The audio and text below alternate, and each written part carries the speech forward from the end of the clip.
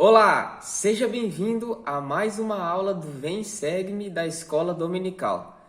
O meu nome é Douglas e hoje nós vamos ver que quando o povo rejeita os conselhos dos profetas, o Senhor visita esse povo em sua ira. Conforme bem ensinado pelo presidente Nelson na Liarrona de janeiro do ano 2000, todos nós devemos ler o livro de Mórmon e pensar na figura principal de todo o livro, que é o nosso Salvador Jesus Cristo. Muitos profetas, desde Leí, Nefe, Abinadi, Samuel Lamanita, o Capitão Moroni e dentre outros, muitos deles fizeram um convite ao povo a quem eles pregavam com o propósito de que eles crescem na vinda do Salvador Jesus Cristo e de sua expiação.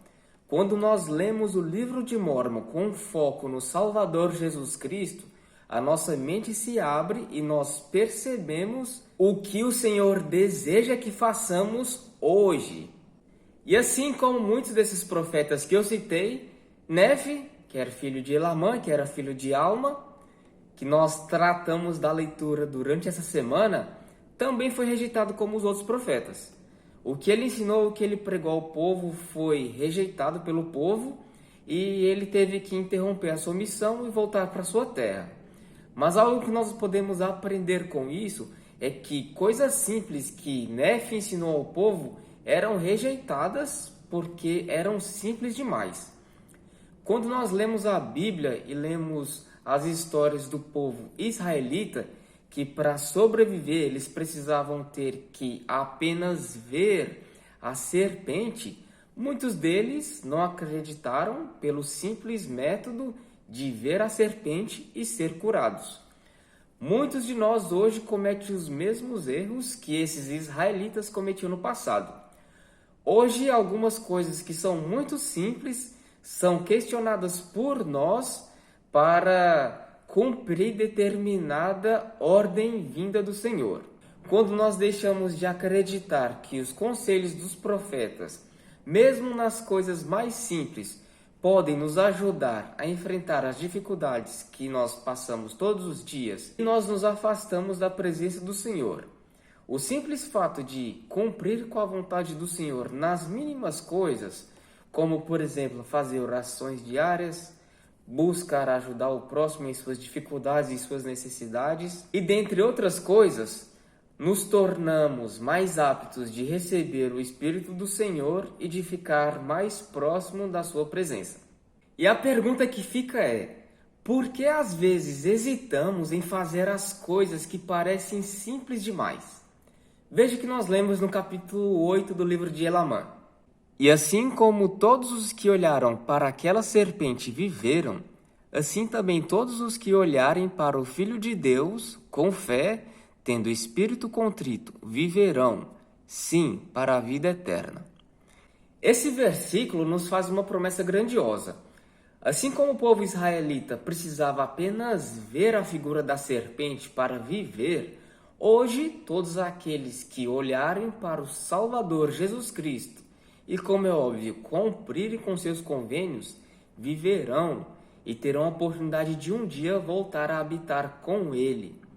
Mas se as coisas que nos parecem tão fáceis não são feitas por nós, o que pode nos ajudar a entender que mesmo as coisas simples devem ser feitas? A resposta para essa pergunta deve ser bem simples. Basta termos fé no Salvador Jesus Cristo. Todos nós somos diferentes e nascemos com dons diferentes uns dos outros. Nós lemos no Novo Testamento, quando Paulo ensinou ao povo de Corinto, que os dons eles são necessários para que hajam uma unidade na fé. Nós lemos na seção 46 de Doutrina e Convênios que a alguns é dado pelo Espírito Santo o poder de acreditar que Jesus é o Cristo, o Filho do Deus vivo. E para outros é dado o dom de saber ouvir de outras pessoas que Jesus é o Cristo, o Filho do Deus vivo. Então todos nós nascemos com dons diferentes. Para alguns de nós vai ser muito mais fácil aceitar uma coisa simples e executar, para outros não. Para aqueles que acham que é mais difícil acreditar numa coisa bem simples e que parece óbvia, o importante é buscar o Salvador, buscar entender a sua vontade e se humilhar para que tenha força suficiente de acreditar na simples tarefa de fazer o que é exigido. O ponto-chave dessa lição é compreender que o Senhor sempre vai revelar a sua vontade para o povo por meio dos seus servos, os profetas. O Senhor sempre chama profetas de tempos em tempos com o propósito de que o povo saiba a sua vontade. Be humble, submissive, and gentle, being diligent in keeping the commandments of God at all times. And see that you have faith, hope, and charity, and then you will always abound in good works. May the peace of God rest upon you, according to your faith and good works, from this time forth and forever. Amen.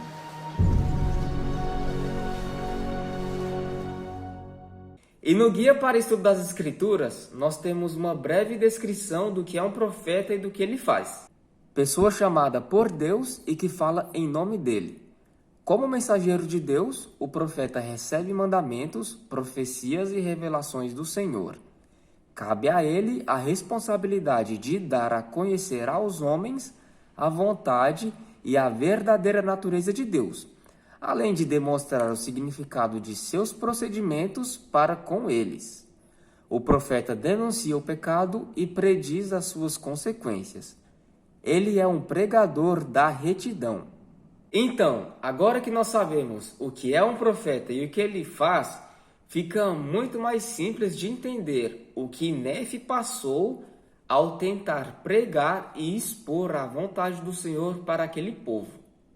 Conforme dito, muitos de nós nascem com dons especiais, dons esses que podem facilitar a nossa crença nas palavras dos profetas. Mas aqueles que não têm tanta facilidade de receber o influxo do Espírito Santo, ou que não necessariamente tenham nascido com o dom de acreditar nas palavras dos profetas, o elder Neal A. Maxwell, do Coro dos 12 Apóstolos, ensinou que você possa acreditar que para essas pessoas é preciso um pouco mais de meditação. Para muitos de nós, como é óbvio, não é fácil meditar. E segundo as palavras dele, meditar não é simplesmente deixar a mente vagando ou divagando nos pensamentos. É preciso um tempo e é preciso um local bom para que haja reflexão. E esse processo pode facilitar com que nós possamos entender a vontade do Senhor para nós. E ainda com relação a esse assunto, o elder Oaks nos ensinou: necessitamos de tranquilidade e fervorosa reflexão se quisermos transformar a informação em conhecimento e o conhecimento maduro em sabedoria. Ou seja, refletir nas coisas do Senhor propicia revelações. Todos nós, com certeza, queremos revelações para facilitar a nossa vida e saber o que o Senhor exige de nós. Infelizmente, aconteceu que Nefe foi rejeitado na sua missão no norte. Ele voltou para Zaraena e, mesmo assim, tentou continuar pregando ao povo, mas infelizmente não teve êxito. Ele orou ao Senhor para ter forças e conseguir pregar ao povo, mas ainda foi rejeitado. Naquela altura, alguns ladrões que haviam ocupado as cadeiras de juízes, um povo que foi conhecido como Bando de Gadianton, eram juízes também, mas que julgavam de qualquer maneira o povo. Os justos padeciam pelos injustos, por causa da iniquidade deles ao julgarem o povo. Eles deixaram com que pessoas corruptas ocupassem altos cargos no governo, tudo isso por causa de dinheiro e por causa de poder. Infelizmente, coisas ainda assim acontecem hoje em nossos dias. E como é óbvio, o bando de Gadianton, nada satisfeito com as palavras duras de Nefe a respeito da corrupção deles, por causa do amor dele às coisas materiais, ao dinheiro e ao poder, ficaram com muita raiva de Nefe, mas ainda assim eles temiam colocar as mãos em Nefe. E eles tentaram incitar o coração das pessoas para que se voltassem contra Nefe. Mas não deu muito certo a princípio. Então Nefe ainda testificou algumas coisas duras contra eles e falou mais. Disse para eles que o atual juiz tinha acabado de ser assassinado e que eles deveriam ir lá na cadeira do juiz para que vissem isso. E esse bando que estava tentando incitar o coração daquelas pessoas contra Nefe, após ouvir essas palavras de Nefe em relação à morte do juiz supremo, correu para a cadeira do juiz supremo e, de fato, encontrou o juiz morto. Essa história é muito interessante. Depois que esses homens foram até a cadeira do juiz supremo ver se, de fato, ele havia sido assassinado conforme havia dito Nefe, eles tiveram grande medo e acreditaram no que Nefe tinha dito, porque eles encontraram o juiz morto. E o medo deles foi tão grande que eles caíram por terra. Então aconteceu que depois o povo chegou lá e viu aqueles homens caídos por terra, e encontraram o juiz morto. Então o povo pensou, então foram esses homens aqui, esses 5 homens que mataram o juiz. Então pegaram esses 5 homens que haviam ido lá ver se o juiz havia sido morto mesmo e colocaram preso. Então depois que eles acordaram na prisão, eles falaram, nós não sabemos o que aconteceu. Nós chegamos lá na cadeira e o juiz estava morto, mas não fomos nós que matamos. Nós apenas quisemos ver se o que Nefe havia dito sobre a morte do juiz era verdade. Então a gente foi lá ver e, de fato, o juiz havia sido morto, mas nós não sabemos quem matou. Então os homens começaram a pensar, então deve ter sido Nefe, ele combinou com alguém de assassinar o juiz enquanto ele estava pregando ao povo, para que ele acreditasse nas palavras dele. Então pegaram Nefe e deram um jeito de prender Nefe. Então Nefe ficou muito bravo, como é óbvio, ele era inocente, e disse para o povo, vocês precisam acreditar em mim. O que aconteceu e vai acontecer é o seguinte. Cesorã, que era o juiz supremo, foi morto por seu irmão. Vai lá ter com ele e pergunta a respeito da morte. O irmão de Cesorã, que era o juiz supremo, foi morto, vai negar que assassinou e vocês vão encontrar vestígios de sangue nas vestes dele. Ele vai ficar sem saber o que dizer, porque vai ter medo de ser preso e condenado. Então ele em seguida vai confessar o seu erro, o seu pecado, e vocês vão ver que eu tenho razão e que eu sou inocente. Então foram lá encontrar o irmão do juiz supremo, cheio de sangue, e perguntaram para ele se ele havia matado o juiz, e ele negou, mas depois confessou, e Nefe acabou sendo liberto, e muitas das pessoas acreditaram então no que Nefe havia dito.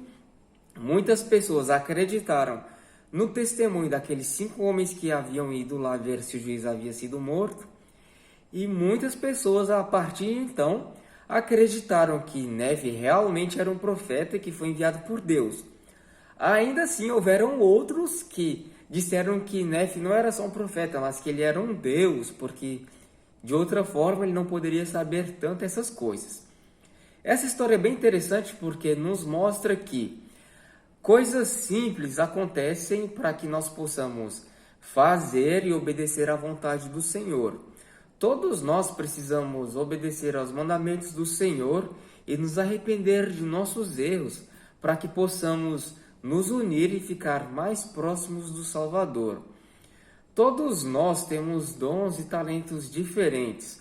São as coisas que nos fazem diferentes uns dos outros e que nos completam de forma a tornar a Igreja do Salvador muito mais forte e muito mais poderosa. Todos nós temos problemas e dificuldades diferentes, mas o Salvador é aquele que sabe quais são os nossos pontos fortes e como pode nos ajudar com os nossos pontos fracos. Sem dúvida, eu sei que essas coisas são verdadeiras. E sobre isso eu presto meu testemunho. Lembro-lhe que esse vídeo é apenas um recorte. Fontes e sugestões de leitura na descrição do vídeo. Por favor, dúvidas, sugestões e correções nos comentários. Preste meu testemunho. Eu sei que o Senhor envia profetas hoje e que a vontade dele é enviada por meio dos seus servos, os profetas. Temos líderes inspirados hoje pelo Senhor e que, se dermos ouvidos à vontade do Salvador, que é enviada e transmitida por meio dos seus profetas, nossa vida pode ser mais simples e nossos problemas podem tornar-se mais fáceis de serem resolvidos. Todas as vezes que eu ouvi a voz do Senhor por meio dos seus líderes, os meus problemas foram mais fáceis de serem solucionados. Essa aula eu compartilho em nome de Jesus Cristo. Amém.